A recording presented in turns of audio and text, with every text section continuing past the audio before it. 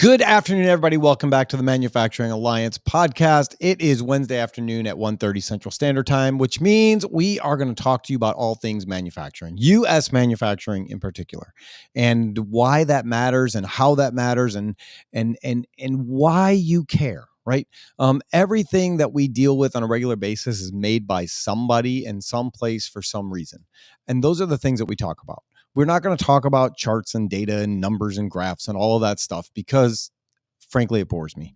What we're going to talk about are the people that make the things that matter to us. And we do this every Wednesday at 1:30 Central Standard Time. We talk about U.S. manufacturing and why it's important. Because it really, really is important. And today is going to be nothing different about that. But we're going to talk about how the idea of giving and creating a culture of giving can actually benefit your company and your team and your employees and the community and everything else around it.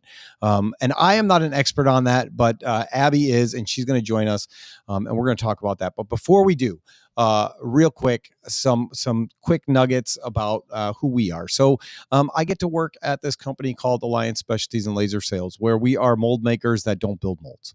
We do all the other things that you, the mold maker, need help with. Polishing, laser welding, laser engraving, hot runner repair, preventative mold maintenance. We do all of those things because in a time where you can't find help and you can't find talented people and you can't find the right person to do the right job, we need to outsource some things, and we need to outsource things locally and stay within our communities and in our country and just keep making a difference. And so we offer all those things that you need done that you don't have the time, talent, or resources to do. And so if that's something that you're looking for, we would love to help you out. You can just send an email to Tony@alliancelasersales.com, and I would be happy to talk to you about that and so much more. We do have a whole show. The Manufacturing Alliance podcast is on YouTube. You can go there, you can subscribe, you can like, you can get notifications so that you don't miss any of the episodes or the shorts or the comments or the Make Manufacturing Fun Again that Justine Ewald and I are doing. Jack is actually working on episode 2 right now. And if you can believe it, it's more ridiculous than the first one. It's crazy to think that I pay my son to make fun of me on a regular basis, but he does a great job about it and he makes it fun. And that's what we want to do. We want to show people that manufacturing is a good job. It is a fun job. You can make a good living. You can make products and you can make a difference. So check out Manufacturing Alliance podcast on YouTube. Make sure that you don't miss anything when it is coming out. Another thing, and this kind of pertains to today's show, we build and sell our own laser welding and laser engraving equipment here in the United States. It's really, really, really important because when you are spending that kind of money on equipment, you want to guarantee that if something goes wrong, you have people and resources to talk to that actually know what's going on with the equipment. You don't want a guy with a notebook and a binder trying to say, okay, like, what is the problem? Did you try plugging it in? Let's unplug it and plug it back in, right? Like, everybody hates that answer. And so when you're working with Alliance, you're actually getting the people that build the machine, helping you to work with the machine. Not only that, but giving back is really important to us. And we recognize that God's children are not for sale, but American-made laser welders are. So for every laser welding machine that we sell that is made by us, we are making a donation to the Tim Tebow Foundation to help end human trafficking. So that's just a reason that Alliance is a little bit different than some of the other people out there. It may not be your thing, but it's our thing, and it's our way to give back to the community. So if you're looking for a laser welding, laser engraving machine, please consider Alliance. We'd love to do a demo for you and walk you through what that all looks like.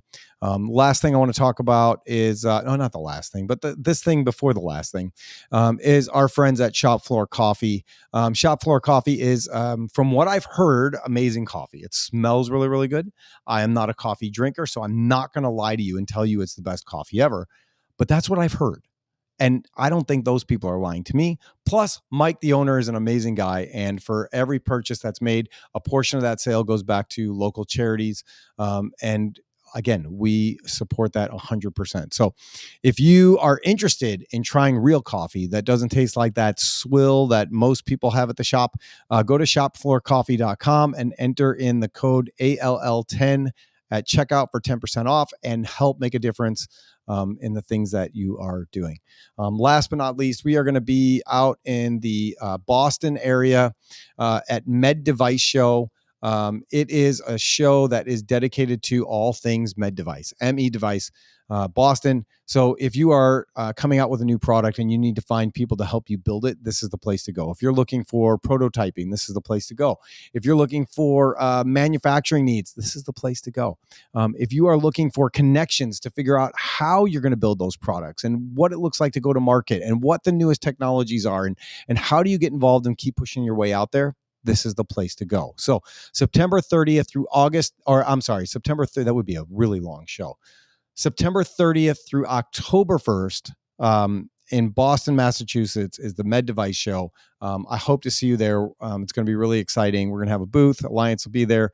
And we're going to do a lot of fun things as well. So that is it. That's our introduction. I hope you stuck with us through that. One thing that I want to mention before we get things kicked off is this is a live show, and it's live for a reason. It's not because we're perfect. I will tell you from the beginning, if you are expecting perfection here, you're going to be sadly mistaken. But it's live because we want to hear what you want to talk about. Right. We're going to have this conversation. We want to talk with you, not at you. And so if you have comments, if you have thoughts, if you just want to see your name brought up on the screen and get an easy shout out, go ahead and just tell us that you're here in the comment section and put your name in the chat, wherever that is, whether that's YouTube, LinkedIn, or anywhere else. And Abby and I will talk with you about what it is that you want to talk about. So now I'm going to bring in Abby. Abby, welcome to the show. Well, hello, Tony. That was all kinds of things. We should start with my husband is French. We have high standards of coffee in this household. Do you? So shop floor coffee is now something I'm going to have to try. All right. Well, I have heard amazing things. Like I said, I met the owner at MD&M West. He's a great guy. They actually were giving out free coffee to everybody that was there as part of the MD&M West News and Brews booth. And it was great. I mean, and then to find out that his company gives back to local charities when purchases are made. I mean, what's not to love about that? That's what I am here for. And those are the only kinds of companies I support. So I'll put them on my list. Yeah. So Abby McKiernan, you are with HelpLink. And I'm excited to have you on the show because I know that we have a lot of aligned values and things that we are passionate about, which, we briefly talked about with giving back to the community. And so I want to dig into all of those things, but like, who are you? Let's start with that. Like, who is Abby? Wow. Just start with the easy question. Yeah, let's go right away. Just right, easy one. So I live up in northern Michigan. I have 4 children. I was telling you off screen, I've got an 18-year-old that I'm planning a graduation for, all the way down to a 10-month-old who is teething. So it's kind of this wide range, 2 girls, 2 boys, real white picket fence, if you will. Husband is an immigrant from France. He is also a small business owner. I've worked in manufacturing for many years. I've been in marketing for about 15 years. I've been in philanthropy for 8 of those 15 years. And really my biggest mission, Tony, is to make sure that everybody has somebody in their time of need in a way that helps everybody, right? It helps companies, it helps communities, it helps people. I really want to kind of rise this tide for all boats. And that's not anything to sneeze at, right? That's a huge goal. And it's all about making a difference. Right. And how do you do that? Right. It's a good play on words for me, like making things make a difference. But it's the reality that we all need to participate in. Right. Well, and I think sometimes we relate philanthropy and giving to, pure selflessness, which it should be, and it is in many ways. However, it can benefit your company, right? Scientifically, giving is good for you, right? Yeah. Like the giver receives more than the receiver, ironically. And so I think spreading that mission and maybe reframing a little bit is helpful for a lot of companies in the new world. Yeah. Has that always been a focus and a driver for you? Oh, my mother says that I've been too big-hearted and too big-mouthed since I was probably 5. In fact, I remember I did my first luncheon speech where I was invited to come share my knowledge, which was this kind of surreal moment for me. And my mother bought tickets, which I thought was hysterical. She didn't call me and ask to just come, which I, of course, would have let her. Yeah. Her and my aunts bought tickets to this luncheon and sat front row to heckle me as they do. And on stage, I had laughed and I was like, Mom, like you always told me I had too big a heart and too big a mouth and it was just going to get me in trouble. And yet you have paid to hear me talk about my too big heart. And I just feel like the tables have really turned. Yeah. To which she instantly responded, well, we haven't heard you talk yet. We'll see. That's fair. I mean, our parents can be our biggest supporters and harshest critics sometimes. And she is, if I'm funny, my mom is, 2 levels up from me. Kind of like your son making fun of you for your living. That's my mother, I feel like, has really taken it upon herself in this career. It's important to have people around you that humble you. I remember, she does that. Yeah, when I got to be the chairperson for the SPE Mold Technologies division, and I'm not a mold maker. Our company does that, but that's not my strength. And I know very little. I know enough to be dangerous. That's not my area of expertise, right? We have a great staff that handles all those things. And so I was talking to my dad, and I said, "Hey, They named me the chair of the Mold Technologies division." He said, "You? Like, you don't know anything.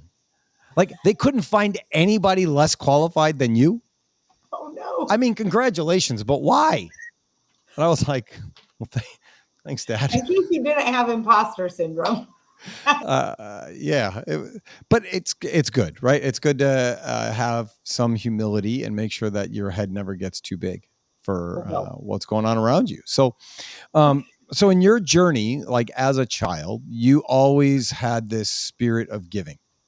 I really did. I think it comes from my dad, right? My dad was very much he never met a stranger kind of a person. And I think I emulate that in many ways. But I kind of had a turning point about 8 years ago when I found myself in a really kind of difficult position, getting out of some really tough life situations. And I had no support network. And I found myself looking around and going, oh my goodness, I don't even know where to go for help, right? I've never needed help. I've always found a way to bootstrap things, and I was beyond, a position where I could bootstrap. And so I had to dig myself out of that by myself. And I really wanted to create a place and a space where people didn't have to go through those things alone, right? And where they could kind of work together to find solutions better, easier, and faster than the current systems that are out there. Yeah, I love that. I love that because I feel like when you're in a situation like that, you have one of two options, right? You can lean in or you can run out. And I think too many times when people find themselves in a predicament where they're in a bad spot, it's really easy to run away from a calling and run away from God and run away from everything and say, oh, woe is me, and throw in the towel. Or you can say, okay, this is an opportunity for me to step into to make sure that nobody else has to go through something similar to this. How do I do it? Exactly. And I think especially people in positions of power, which I wasn't at the time, but now in the kind of where I work and what I do, the people with power really need to kind of turn around and reach their hands back and help others up, right? I think there should be some responsibility there, whether you're successful or becoming successful or on your way, right? Like there's always an opportunity, I think, to help somebody who is not as far ahead as you are. So, and that goes all the way downstream. I mean, there's always somebody else that has a hand, right? There's always somebody. Can I just dive right into a hard-hitting story really Let's fast? do it. Let's do it. I'm the queen of all the stories, man. So without diving too deep into the history here, HelpLink originated with Facebook groups that were meant to be peer-to-peer resource sharing groups where people in need could very simply ask for help in times of need, right? It was as simple as, hey, man, I really need work boots. And somebody else saying, oh, I just quit my job. I got work boots for you. I can donate. And so kind of all working together. Sure. And in that, I had a woman who actually reached out one night. She was horrified. She's in a really bad position. She was cutting up her own clothing to dress her 12-month-old child. She had no money. She had no ability to buy clothes. She was super desperate. So she reached out to Spark in the Dark and asked, hey, can I ask for clothes on this site? I'm so embarrassed. We said, yes, of course, right? And so I'm waiting hours to approve this post, right? Because I know she's going to ask for help and I'm desperate to help her. Yep. And then it never comes, right? The post never comes. And I'm like, what is going on? So I reach out to her in the morning. I'm like, hey, this felt like it was urgent. Are you still planning on posts? Did you get afraid, right? What's going on here?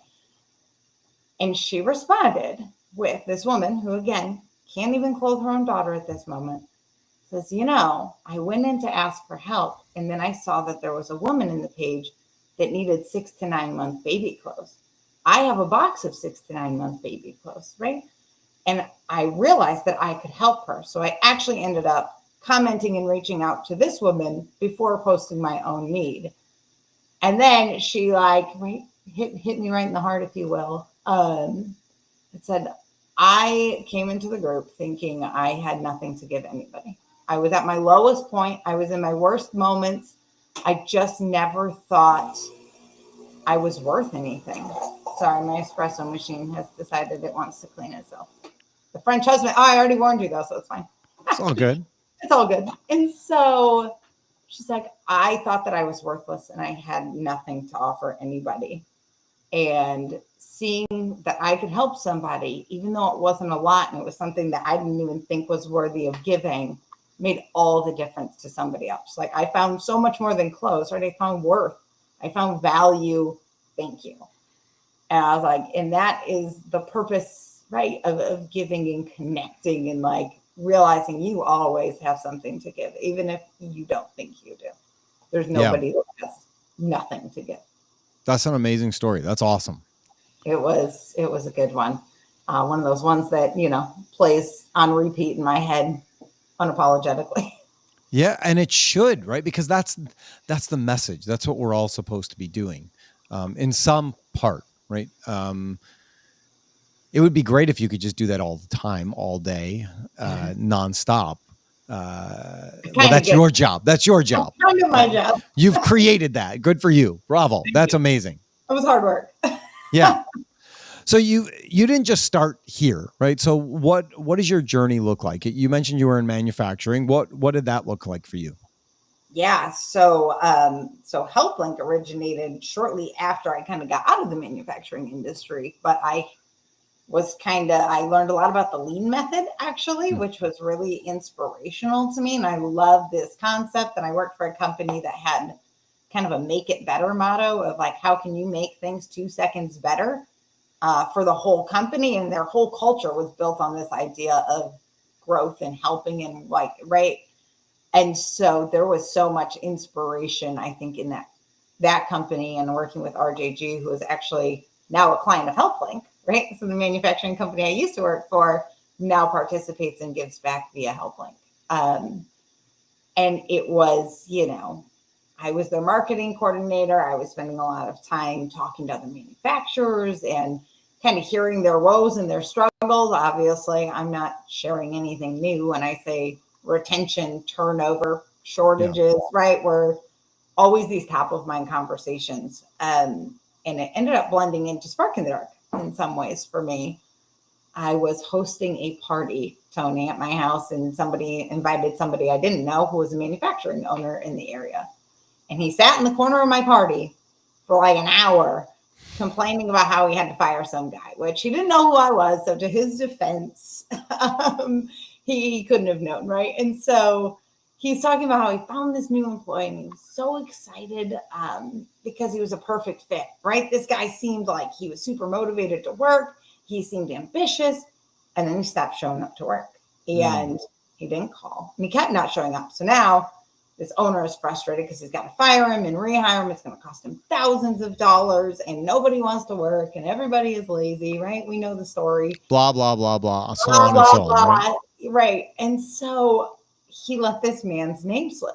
The guy is now at this point, I'm running Spark in the Dark. We have 32,000 members across just the state of Michigan. But I'm intimately close to my group in my personal town that I live in. And I knew who he was talking about because he had posted on Spark in the Dark asking for help because he had a flat tire. And so he had a flat tire. He had just gotten his job. He was 3 weeks to his paycheck. He had made it 10 days and rides obviously ran out. Help ran out. He was just trying to get to payday.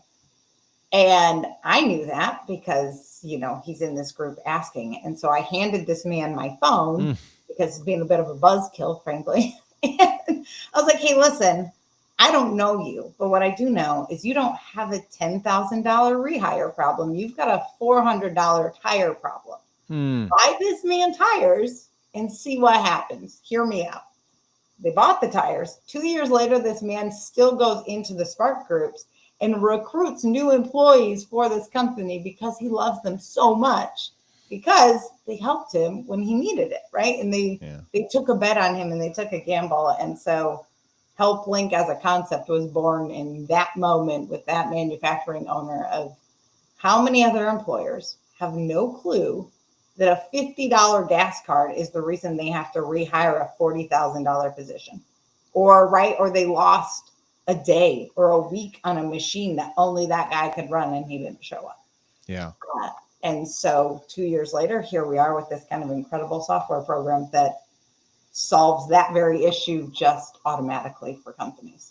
That's awesome. And I want to dig into all of that because, I mean, you're 2 for 2 with your stories. So, I mean, you got this dialed up. You know what you need to talk about. It's amazing. I think sometimes it's difficult because without something like Spark in the Dark or HelpLink, I know a lot of times employers or managers or leaders or whatever you want to call them, they want to know what's going on with their team. And they have this like an open door policy that says, like, if you need something, if you're struggling with something, come talk to me. Let's figure it out. But there's also a sense of maybe pride or being able to do it by yourself and not have to ask for help or let people in that I think sometimes gets in the way.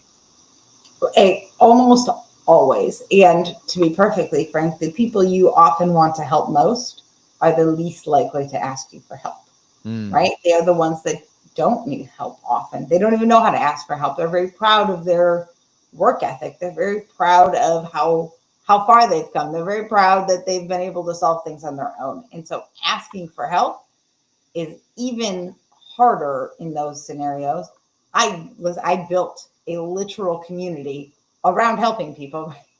And in 2021, I found myself in a position where I was totally up a creek again, right? I mean, it's a whole thing of things, but I had just gotten a divorce. I had just had a miscarriage. I had just fractured my foot chasing a duck. True story.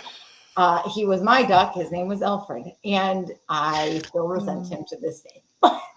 But I find you completely fascinating. And we're only like 16 minutes into our conversation. So thank you for this.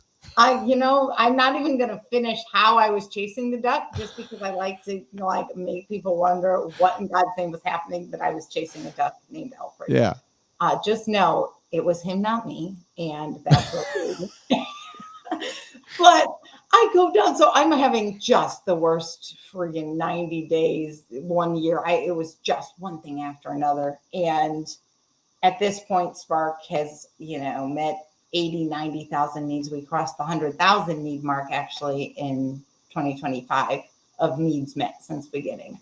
So everyone's used to helping. That's what we do. I'm the leader of the helpers. Yeah. And 2021 comes around, everything's falling apart. I go down in my basement and all of the paint on the floor is bubbling up. Oh. Right. Yeah, no, not great. Bubbles in paint, never a good sign. And I pop one, as we curious folks will do. And it's, of course, water. I'm like, now, if you don't know anything about home insurance, like the one thing they don't cover is foundation leaks, which also felt like an entire metaphor for my life at that point. I was like, great, I have foundation leak. Perfect. Very, very telling. I could write a fable here. And so I don't know what to do. And I'm like, I can't ask this group of 28,000 people for help, right? I'm supposed to have it all together. You're the helper, not the helpee. I'm supposed to be perfect. And like, what is it going to do to my reputation? What is it going to do to my group morale if I humble myself down and say, hey, I'm in trouble. I have $100 in my bank account right now because X, Y, and Z. I can't afford a $10,000 foundation leak. I ended up posting in the group, and I didn't even actually ask for help. I totally wimped out. It was like, can somebody come give me an estimate for free? Not saying I have $100 and no matter what your estimate is, I can't afford it. Yeah. But it felt like a step in the right direction. And the guy that came out ended up doing it on his own time throughout the weekend, curing concrete up and down for like 8 hours, up and down my stairs. It had to be one of the hardest jobs I've ever seen anybody do. It was messy. It was dirty. It was sweaty. I get why they charge what they do. I asked him what he owes me at the end. He says, I don't know if you remember me. Well, that's not true. First, he said $100 for supplies. And I went, I'm terrible at math. It's not my thing. $100 is much different than $10,000 though. And so break it down for me. I owe you more than that. It's like, I don't know if you remember me, but in 2020, I lost my job unexpectedly. My wife wasn't working. We had just had our baby.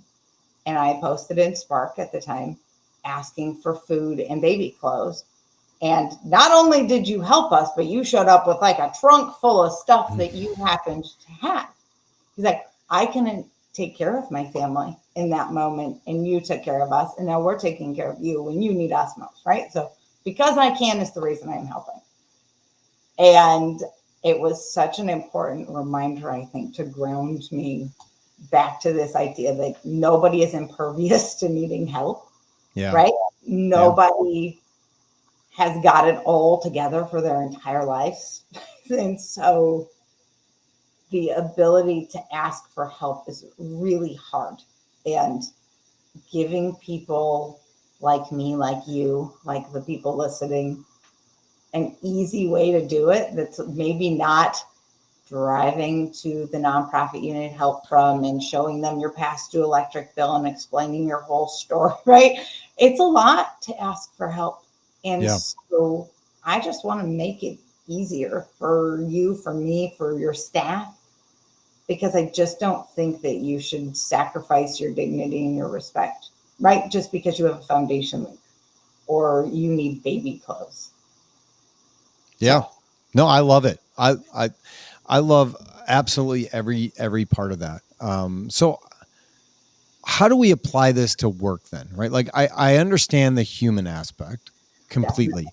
And I understand the idea that, you know, we need to be taking care of the people around us and seeing people and recognizing needs, walking into those when we can. And I think this is one of those things that everybody in the world should be doing more of. And I think a lot of times our phones cause a huge distraction. We don't recognize the needs around us. We don't recognize the people around us. We're buried in our own stuff and self and everything else. That being said, yeah, everybody should go out and help. But from a business standpoint, right, one of the things we were going to talk about was the importance of strategic giving as a company. What does that look like for you? And what's the encouragement to business owners and people across the country and listening? Yeah, absolutely. Strategic giving is something I talk a lot about. Paint a picture, if you will. You're an employee, you're working on the manufacturing floor. You can't pay your electricity bill this month, right? Okay, so you owe $150. It's nothing, but it's more than you have. Your power is getting shut off tomorrow. You have no clue what you're doing. You're already distracted at work, right? Because that's not something you just leave at the door when you clock in, as great as that sounds, when we tell people that, right? Because you know the ramifications. And then on the same day, your company announces that they just wrote a $10,000 check to the local animal shelter. And you're like, cool. I helped you make the $10,000, first of all, because the truth is, if you don't have staff, you don't have a company, right? So if your staff can't show up, if they can't pay their bills, if they can't get there, you don't have the profits to donate in the first place. And so I think we think of giving and philanthropy as something entirely separate to our everyday business practices, when in reality, you might donate to, Salvation Army, and they might already be helping your staff member, for example. So why not make sure that you are prioritizing that money to your staff first in a way that builds culture, right? It keeps your staff happy, retained, employed, right? Thriving. They feel like you care about them, and then give right beyond them. But you really got to start, and you said it in your intro, start at home. You've got to start at home, because if you don't have a healthy organization, you don't have a future anyway. So I'm assuming that HelpLink helps facilitate that with needs within businesses? Yeah, absolutely. So HelpLink's actually a nonprofit. We're just doing things a little bit differently. Okay. So we have a software program actually that you kind of upload and not even install, that you sign up for, and a company can say, hey, we want to donate $1,000 a month. That's kind of the average. $1,000 a month. And if our staff needs help, then they're able to go into the platform and post a need, right? And give kind of the reason and upload the bill and do all the things. And then when our money comes out each month, it goes through the system and looks for every employee need first, meets those needs with that money. And then if there's leftover money, it can then go out to other locations, or it can go out to customers, or it can go out to community members that are in need in your area. So it kind of waterfalls out, but it always, always, always starts with your staff first. And it does it in a way that your staff doesn't have to knock on HR's door, right? They can scan a QR code. We've built in lots of stuff on the back end to make sure that doesn't get abused. But it allows people a really easy way to ask for help that creates almost no barriers. When you say, so it doesn't get abused, what does that look like? Yep. So you can have, 2 active needs posted per month. You can have 10 net per year. You can only ask for certain things one time in a 12-month period. You can, if you've asked for help 6 times and your fellow employees only ever ask for help once, the person who's asked once gets help before the person who's been helped 6 times. Things like that. Sure. I was wondering that because, there are people in every organization that will continue to go to the well. Exactly. Yep. And it's just the truth, right? And it's not even a bad actor thing. It's just a excessive needs thing and needing more resources than, right? Like you got to build something a little more sustainable sometimes. I was talking to our youth pastor about this situation because, there are times where needs come up at work and, people ask to borrow money or whatever that looks like. And he was telling me I need to read a book called When Helping Hurts. And I think that's a great idea, but how do you just cut somebody off? I think you just froze. Man, we are not having good luck with what's going on. So, Abby, if you want to sign off and sign back in, we'll see if that works. If you can hear me.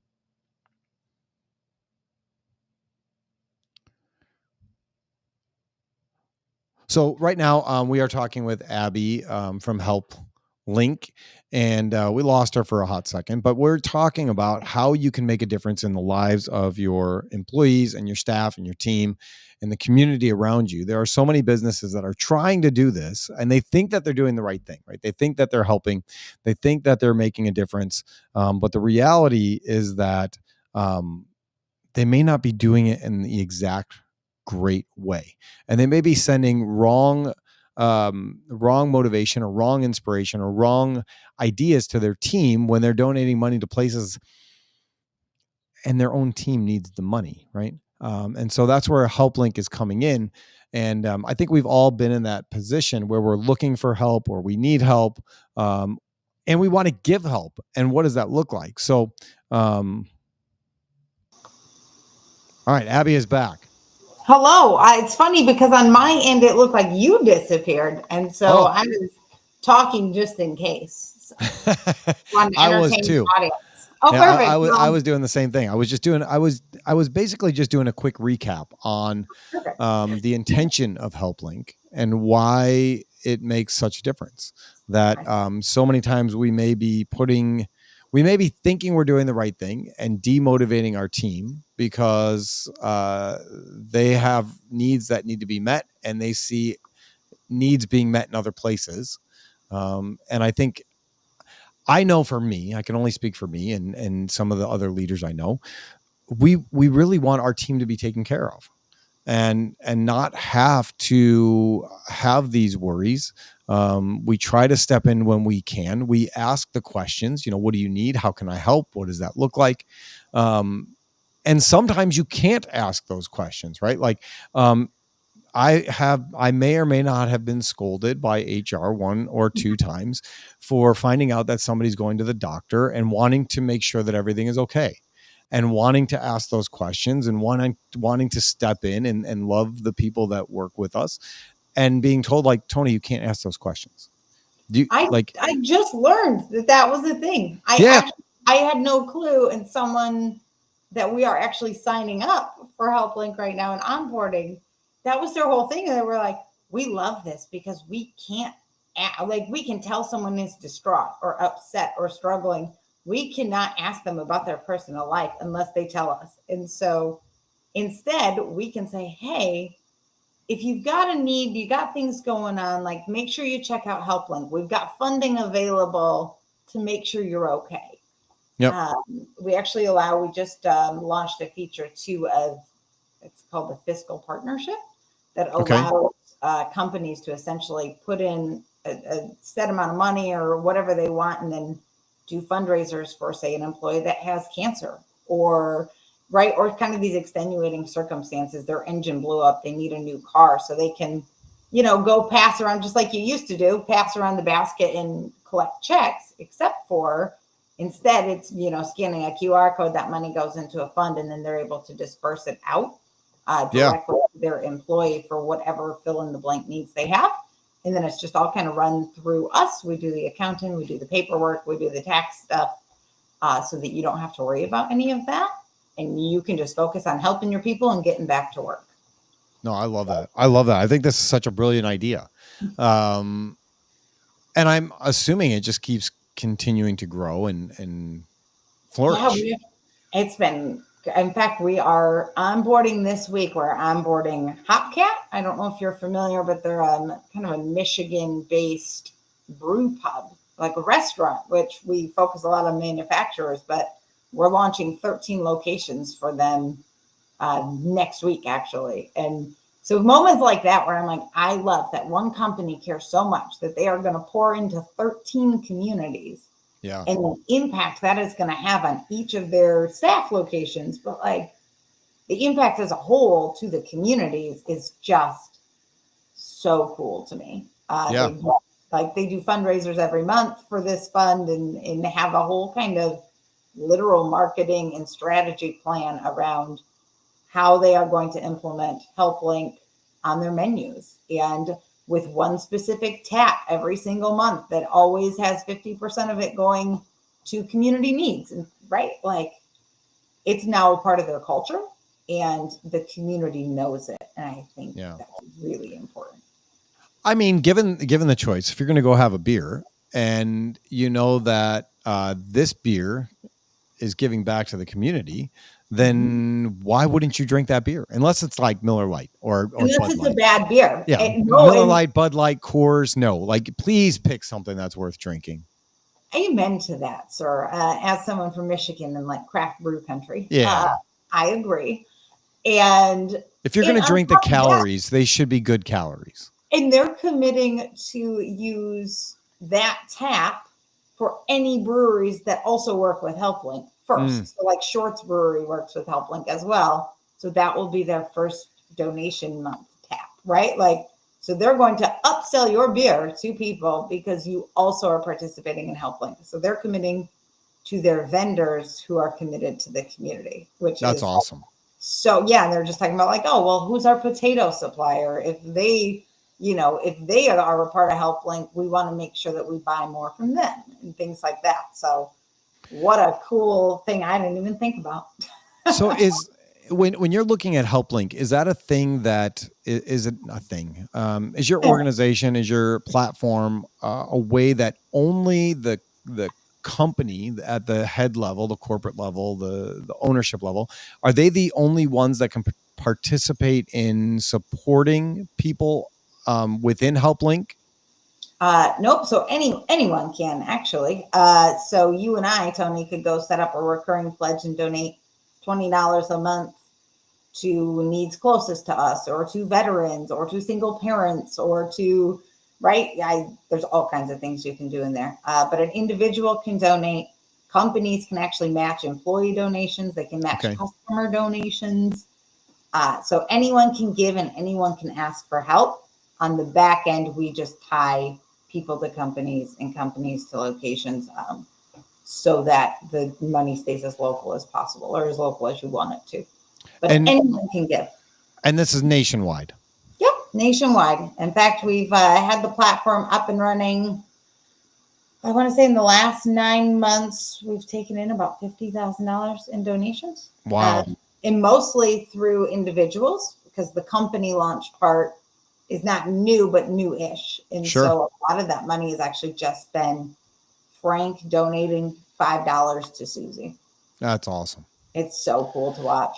That is so awesome. So let me ask you the question that a lot of people will ask, that I think is important. How are you profiting off this? How are you making money so that you don't wind back up on HelpLink or Spark in the Dark? So I can pay for my next foundation? That's what I'm saying. I mean, again, I like to think God keeps me humble for a reason. Yeah, and we all have to. I mean, the reality is when you're doing this, and this is your full-time job, there has to be money that comes in. Right. And that's part of the. I think a lot of people are going to ask that question. Great, like I'm going to donate this money. How much of it are you going to take? Yep. So we are actually super transparent about that, which is unusual for the sector.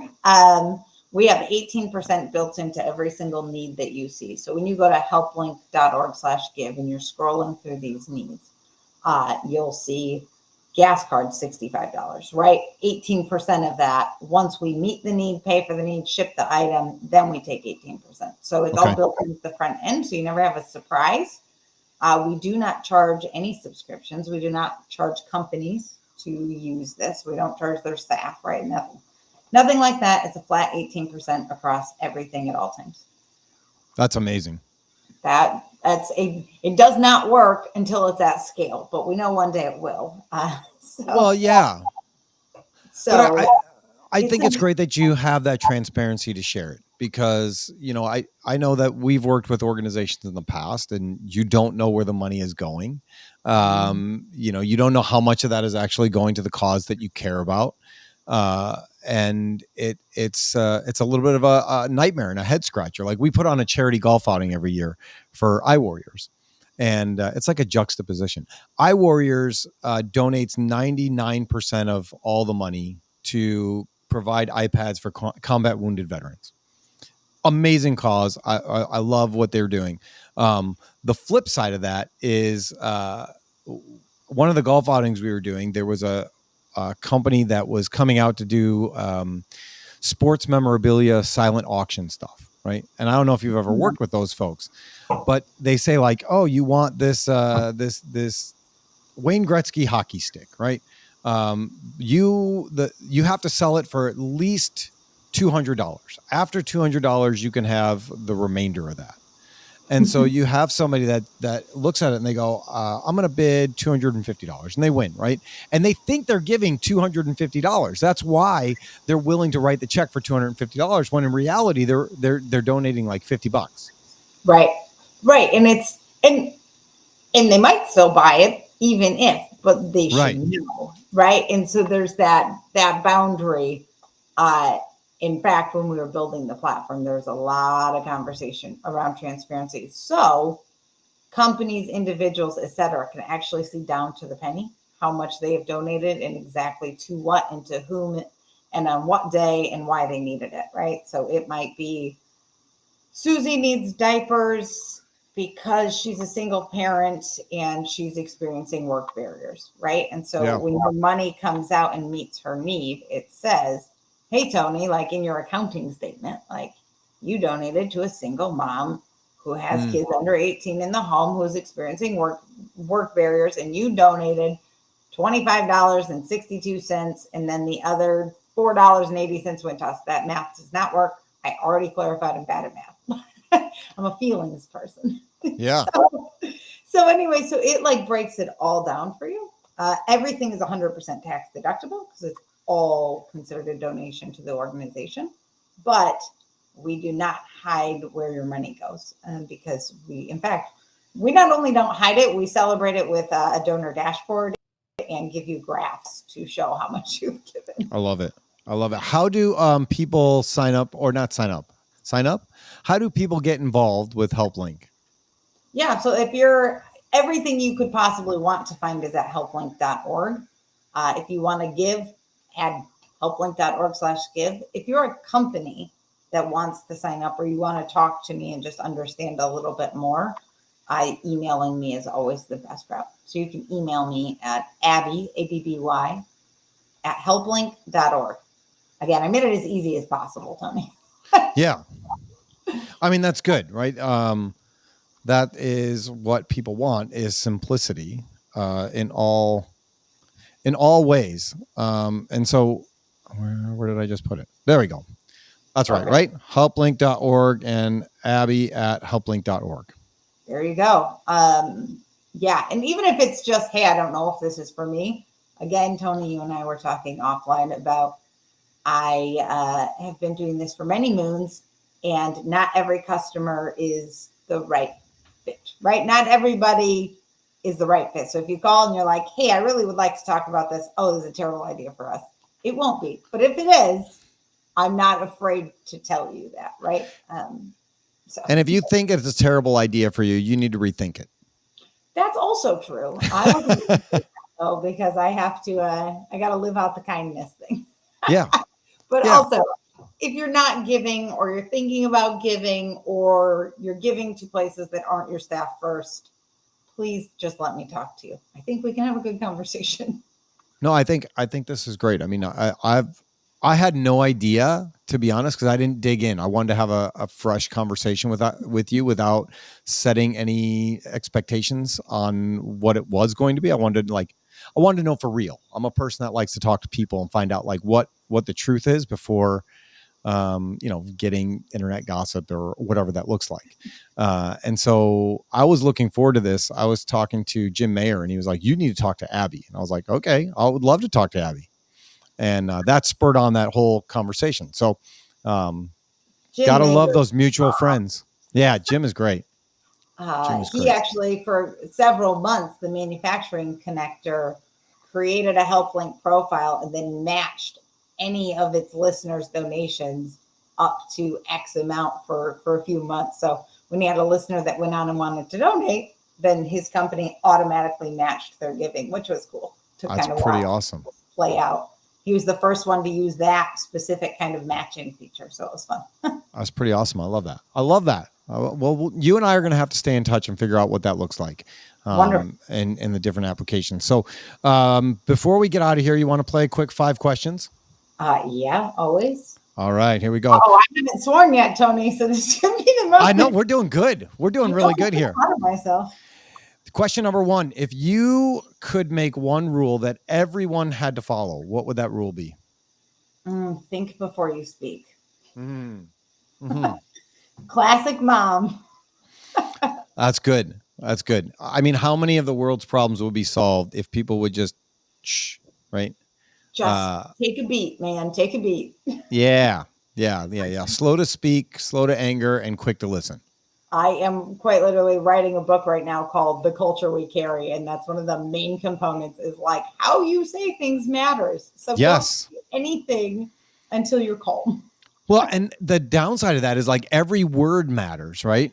And so I've had situations in my life where, I'll go talk to somebody and they'll say, I heard you said this. And I'm like, no. That's not what I said.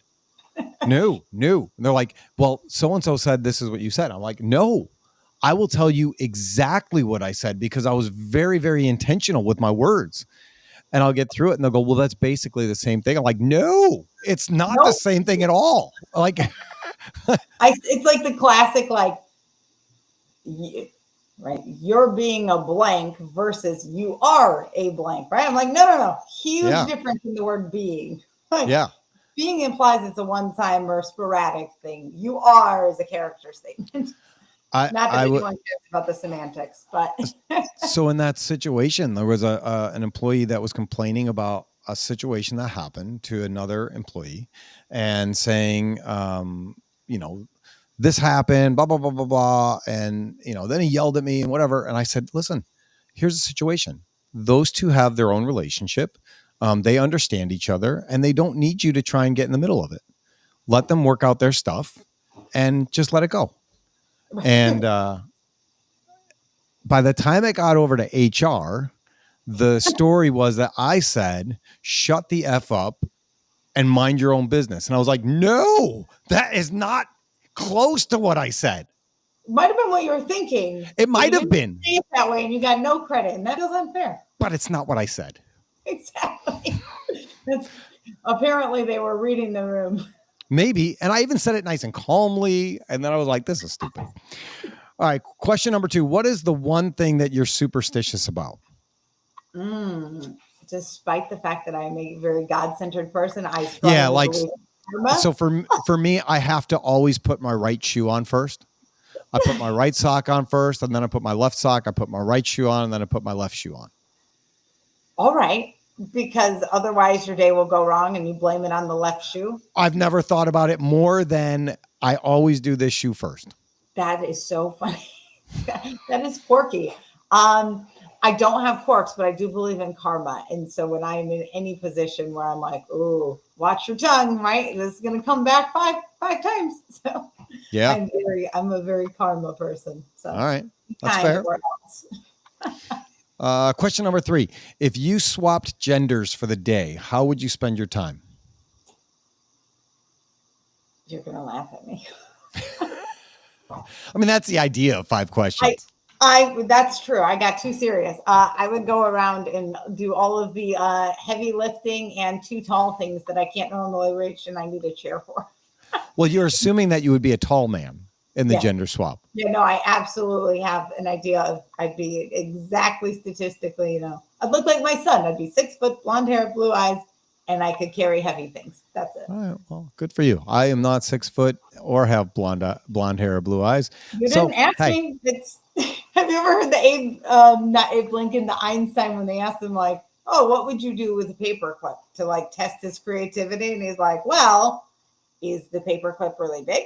Can the paperclip be made of rubber? Is the paperclip, could it be shaped like this? Does it have to be made of metal? You didn't ask me what kind of paperclip. No. And those are all fair questions. I mean, you can't accurately answer the question unless you know all the details. Details matter.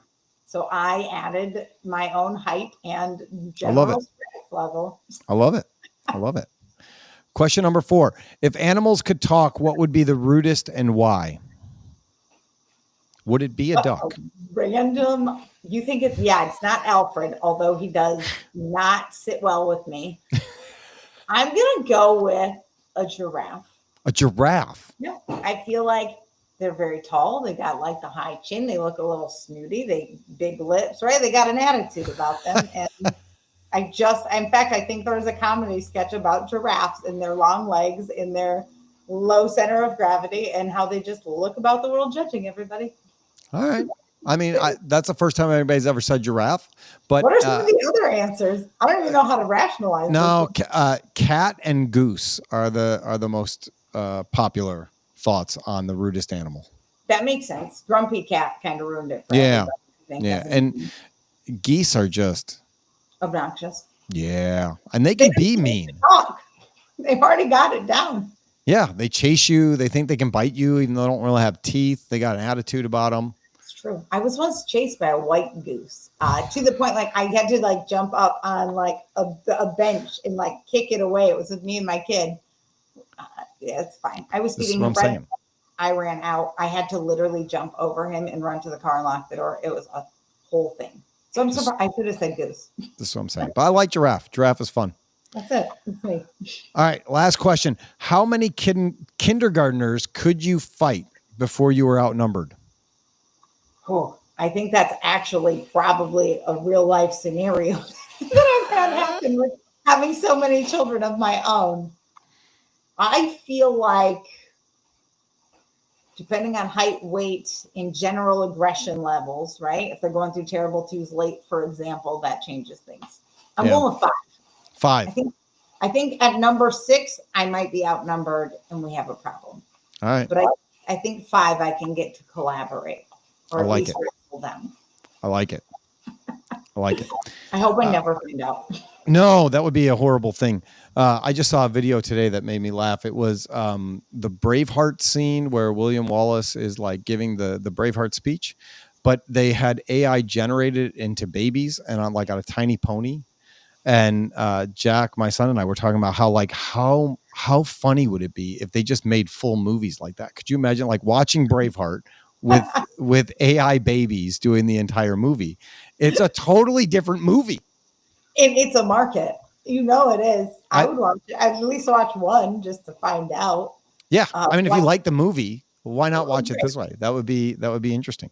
So, or maybe it's your gateway into scary movies, or maybe that makes it scarier. I don't know. I have no idea. It should be out. That shouldn't be allowed. Boundaries. And there can't be any love scenes because that's just weird. That is also weird.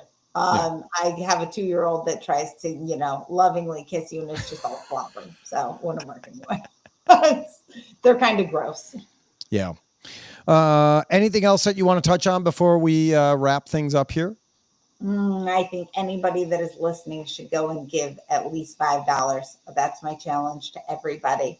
Like, go pick a random need in the system. You don't even have to look at the needs. You can just go to helplink.org/give and like donate to the oldest need in the system, and it'll do it for you. And then watch how you get a thank you, and watch kind of how your $5 impacts everything in the system and around you after that. I think that's an amazing challenge. I am going to do that today. I'm going to figure that out, and I'm going to take a look at it when we get done with all the things that we're doing. And you will see me make a donation today. I don't know what it's going to be for, but we'll find out. I like it. I will do me a favor, Tony. When you make your donation, eventually you'll get a thank you, because that's part of our system is when the need is met, the person in need says thank you and uploads a photo. I would love if you screenshotted your thank you and shared it. Shared it online? No, the transparency of giving. All right, done. Share the thank you when somebody thanks you because you were a part of the giving. I'll be happy to do that. Before we go, do you have any prayer requests? We end every show with a prayer. Oh, I love that. No, I think off the top of my head, I don't. So I'm letting you run with it because I don't. All right, I was going to say you got to come up with something. In our small, our pastor says if you don't have any prayer requests, we'll pray for your suffering so that you have one later. Well, I'm not going to do that to you. How about that? Yeah, for real. Talk about guilting. I think obviously with how many people I help, the biggest prayer request for me is always like, hey, that the needs within HelpLink get met, right? Yeah. Those people, and there are lots of them right now. Like that's always my biggest prayer and my biggest request in my own personal life. So I'll let you do it for me today, and then I'll do it again later. We'll double down. Love it. All right, let's pray. Heavenly Father, thank you for today. Thank you for this opportunity to talk with Abby. Thank you for her heart and her passion for giving back to others and making sure that needs are met. Thank you for allowing her to be your hands and feet and do the things that you've called all of us to do, to love our neighbors and to go out of our way to recognize needs and see needs and fill needs and step into those gaps that need to be filled and met. it's one thing to say that we're going to pray for it to be done. And it's another thing to recognize that we are the answer to prayers that so many people are looking for. So I just pray that you would be with Abby and that you would give her the stamina and strength and keep her passion moving to serve your people who you love so much. And I pray that this would draw people closer to you and that you would receive all the glory as all of these needs are met, as more and more people come to give and share and love on others. And yeah, we love you. And it's in Jesus' name we pray. Amen. Abby, thank you so much for chatting with me for an hour. I appreciate your time and your passion and everything that you're doing. And I'll do everything I can to help and support and help push this forward for you. Wonderful, Tony. I look forward to seeing what needs you pick. All right. I'll talk to you soon. Bye. Thanks, Abby. All right, that was it. That was Abby McKiernan from HelpLink, helplink.org. Amazing organization, amazing calling and purpose. I would encourage everybody to go take a look at that. Giving is something that doesn't go out of style, and it's not something that ever ends, and it's not a need that ever gets fully met.